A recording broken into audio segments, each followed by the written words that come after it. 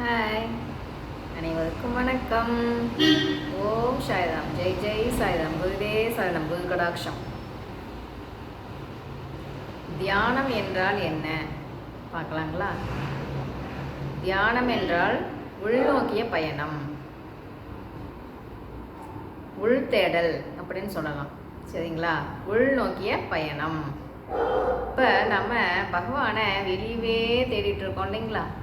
வெளியே தேடிட்டு இருக்கிற பகவானை நாம் உள்ளுக்குள்ளே தேட ஆரம்பிக்கிறது தான் தியானம். பகவானை நாம் உள்ளுக்குள்ளே தேடும்போது மட்டும்தான் நாம் தியானம் பண்ணும்போது பகவானை நாம் ஃபீல் பண்ண முடியும். சரிங்களா? பகவான் ஜோதி வடிவமாக இருக்கார். சரிங்களா? அப்போது ஜோதி அந்த தீபத்தை நாம் கற்பனை பண்ணி பண்ணி பண்ணி இந்த இடத்துல உள்ளுக்குள்ளே இந்த இடத்துல பார்க்குறாப்புல கற்பனை பண்ணிக்கிட்டே நாம் செஞ்சோன்னு தியானத்தில் உட்காந்துட்டு வந்தோன்னு வைங்களேன், நாம் கற்பனை பண்ண பண்ண பண்ண இந்த இடத்துல ஜோதியாக காட்சி கொடுப்பார். சரிங்களா? பகவான் ஜோதி வடிவமாக இருக்கின்றார். இந்த இடத்துல ஆக்ஞா அப்படின்னு சொல்லுவாங்க இல்லைங்களா? இந்த இடத்துல சின்னதாக அரிசி வடிவமாக ஜோதியாக இந்த இடத்துல எல்லாத்துக்குள்ளேயுமே இருக்காது பகவான். சரிங்களா? அப்போ நாம் தியானம் பண்ணும்போது மட்டுமே கண்ணை மூடிக்கிட்டு உள்ளுக்குள்ளே இந்த இடத்துல கவனம் செலுத்தும் போது மட்டுமே நாம் பகவானை பார்க்க முடியும். சரிங்களா? ஆன்மீகம் என்றால் என்ன? ஆன்மாவை தேடிய பயணம் ஆன்மீகம். எல்லா பயணமும் உள்ளுக்குள்ளேயே தான் இருக்குது, வெளியே இல்லைங்களே. வெளியே போய் பகவானை தேட வேண்டாம், வெளியே போய் ஆன்மாவை தேட வேண்டாம், எல்லாத்தையுமே நம்ம உள்ளுக்குள்ளேயே வச்சிட்ருக்கோம் இல்லைங்களா? அப்போ கண்ணை மூடி அமைதியாக உட்காரும்போது மட்டும்தான் நாம் பகவானை புரிஞ்சிக்க முடியும், உணர முடியும். சரிங்களா? அப்போ எதுக்காக தியானம் பண்ணுறது, அதனோட பயன் என்ன அப்படின்னு கேட்டால், உடல் ஆரோக்கியம், மன அமைதி. சரிங்களா? உடல் ஆரோக்கியமாக இருக்கும், மனசு அமைதியாக இருக்கும். ஏன் மனசு அமைதிக்காக எதுக்கு தியானம் பண்ணணுன்னா, தியானம் பண்ணும்போது மூச்சு பயிற்சி பண்ணும்போது தியானம் பண்ணும்போதெல்லாம் என்ன ஆகும்னா மூச்சினோட அளவு கம்மியாகும். சரிங்களா? மூச்சினோட அளவு கம்மியாகும்போது மனசில் ஓடுகின்ற அந்த எண்ணங்களின் அளவு கம்மியாகும். எண்ணங்கள் அதிகமாக ஓடிக்கிட்டே இருக்கு இல்லைங்களா? ஒரு நாளைக்கு 60 to 72,000 தாட்ஸ் ஓடிக்கிட்டே இருக்குன்னு சொல்கிறாங்க இல்லைங்களா? அப்போது அவ்வளோ தாட்ஸ் ஓடிக்கிட்டே இருக்கிறதுனால நம் மனமானது ஒருநிலைப்பட மாட்டேங்குது இல்லைங்களா? அப்போ ஒருநிலைப்படாமல் ஒரு வேலையை நாம் செய்யும்போது அதை நம்மளால் ஒழுங்காக செய்ய முடிய மாட்டேங்குது இல்லைங்களா? அப்போ என்ன பண்ணணும்?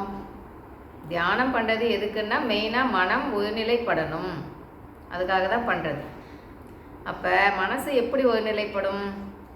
மூச்சு பயிற்சியெல்லாம் பண்ண பண்ண பண்ண என்ன ஆகும்னா அந்த மூச்சினோட அளவு கம்மியாகும்.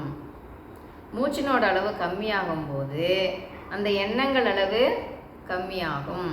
கொஞ்சம் கொஞ்சமாக கம்மியாகிக்கிட்டே இருக்கும். சரிங்களா? அந்த எண்ணங்களோட அளவு கம்மியாகும் போது மட்டும்தான் மனமானது ஒருநிலைப்படும். மனமானது ஒருநிலைப்பட்டு நாம் ஒரு வேலையை செய்யும் பொழுது நம்மளால் அதை சிறப்பாக செய்ய முடியும்.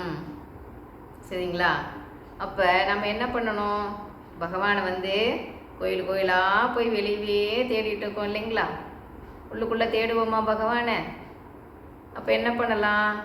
பகவானை உள்ளே தேடணுன்னா கண்ணை மூடிட்டு அமைதியாக நல்லா நிமிர்ந்து உட்காந்துக்கிட்டு சின்முது அவருக்கு வச்சுக்கிட்டு உட்காந்துக்கணும். ஒரு 10 நிமிஷமாச்சும் அமைதியாக உள்ளுக்குள்ளே தேடும்போது மட்டும்தான் எல்லாமே ஒவ்வொன்றா நம்மளுக்கு புலப்படும்.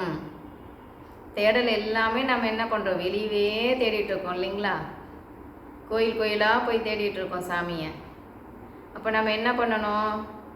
உள்ளுக்குள்ளே பகவானை தேடணுன்னா தினமுமே நம்ம மூச்சு பயிற்சி பண்ணிவிட்டு யோகாசனம் அப்படின்னா என்னென்னா ஆசனம் ப்ளஸ் பிராணாயாமம் ப்ளஸ் தியானம் 3ம் சேர்ந்தது தான் யோக ஆசனம்.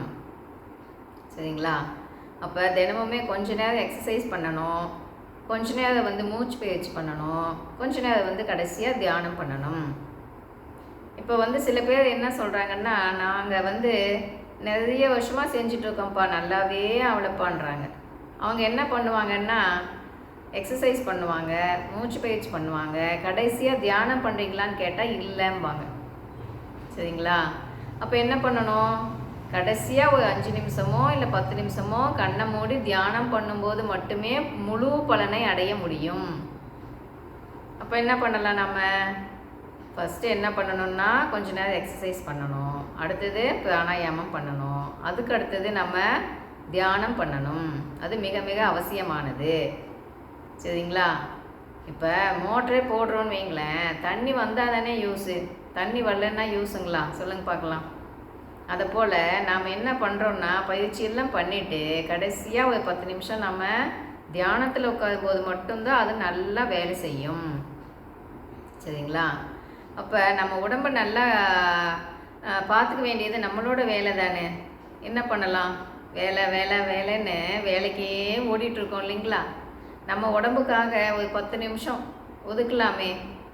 சொல்லுங்க பார்க்கலாம். ஆன்மீகம் என்றால் என்ன? ஆன்மாவை தேடிய பயணம் ஆன்மீகம் இல்லைங்களா? எங்கேயுமே வெளியே போய் எதையுமே தேட வேணாம், உள்ளுக்குள்ளேயே அமைதியாக உட்காந்துண்டு எல்லாத்துக்குள்ளேயுமே பகவான் இருக்காது இல்லைங்களா? நட்டக்கல் பேசுமோ நாதன் உள் இருக்கையிலேன்னு சொல்லுவாங்க இல்லைங்களா? அப்போது கோயிலுக்கு எதுக்கு போகுதுன்னா, அங்கே இருக்கிற அந்த பாசிட்டிவ் எனர்ஜி வந்து நம்ம ரிசீவ் பண்ணலாம். ஓகேங்களா? இப்போ அங்கே போய் இப்போ வீட்டில் உட்காந்து தியானம் பண்ணும்போது என்ன ஆகுதுன்னா, மனசில் ஏதாவது அந்த எண்ணங்கள் ஓடிக்கிட்டே இருக்கு இல்லைங்களா? அங்கே கோயிலில் போய் உட்காந்துட்டு செய்யும்போது என்ன ஆகுன்னா, அங்கே வந்து பாசிட்டிவ் எனர்ஜி அதிகமாக இருக்கும் இல்லைங்களா? அந்த மனசை வந்து கட்டுப்படுத்திடும். அப்போ வந்து அமைதியான நிலையில் உட்கார வச்சிடும். அதனால தான் கோயிலுக்கு போய் தியானம் பண்ணுறதுன்னா அவ்வளோ வந்து அதில் அங்கே சக்தி அதிகமாக கிடைக்கும். ஏன்னா அந்த மனமானது ஒடுங்குது இல்லைங்களா? ஆகையினால அங்கே உட்காந்து செய்யும்போது மனமானது அமைதிப்படும். அப்போது வீட்டில் கோயிலாக எதுக்கு போகுதுன்னா, அங்கே போய் சும்மா கும்பிட்டுட்டு வரக்கூடாது. ஒரு 10 நிமிஷமாச்சும் உட்காந்து நம்ம தியானம் பண்ணும்போது மட்டுமே நாம் பகவானை உணர முடியும். சரிங்களா? அப்போது நம்மளுக்கு வந்து இப்போ என்ன நடந்துட்டு இருக்குன்னு தெரியும், நாளைக்கு என்ன நடக்கும்னு நம்மளால் கண்டுபிடிக்க முடியுங்களா? சொல்லுங்க பார்க்கலாம். அப்போ என்ன பண்ணலன்னா, எதுக்கு மெயினாக தியானம் பண்ணணும் அப்படின்னு சொல்கிறாங்கன்னா, நம்மளுக்கு இந்த ஜீன் படி இல்லை விதிகளின் படி உடம்பு கெடுது இல்லைங்களா? அது எல்லாமே வந்து நம்ம பயிற்சி தினமுமே விடாமல் பண்ணிக்கிட்டே இருக்கணும். தினமுமே பண்ண என்ன ஆகும்னா, இந்த ஜீன் படி கர்மாப்படி இதெல்லாம் இந்த நோய்கள் எல்லாம் எதுவுமே நம்மளுக்கு தாக்காது.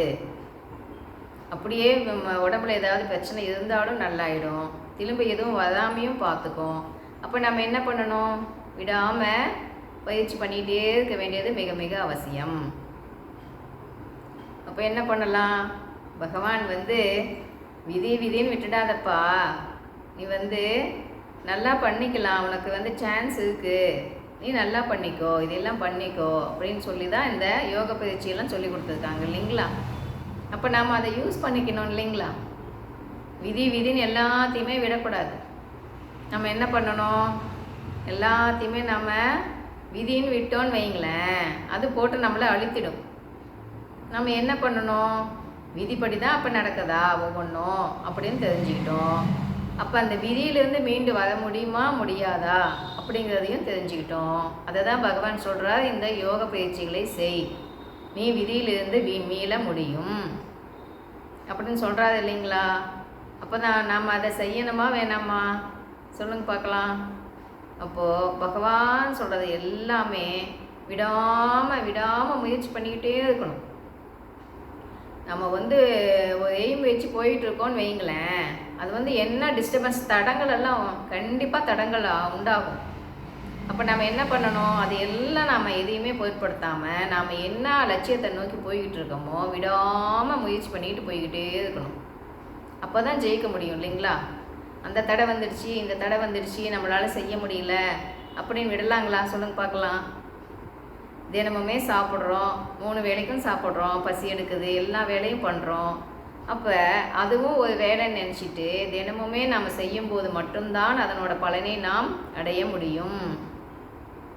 உள்ளுக்குள்ளேயே பகவான் இருக்காது இல்லைங்களா? நம்ம எந்த அளவுக்கு நம்ம முயற்சி பண்ணுறோன்னு பார்த்துக்கிட்டே இருப்பார். விடாமல் முயற்சி பண்ணிக்கிட்டே இருக்கணும். சரிங்களா?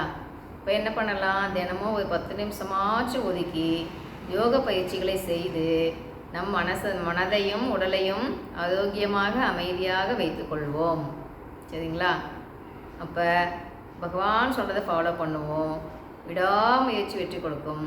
வெற்றி நிச்சயம். பாய். கேட்டதுக்கு நன்றி.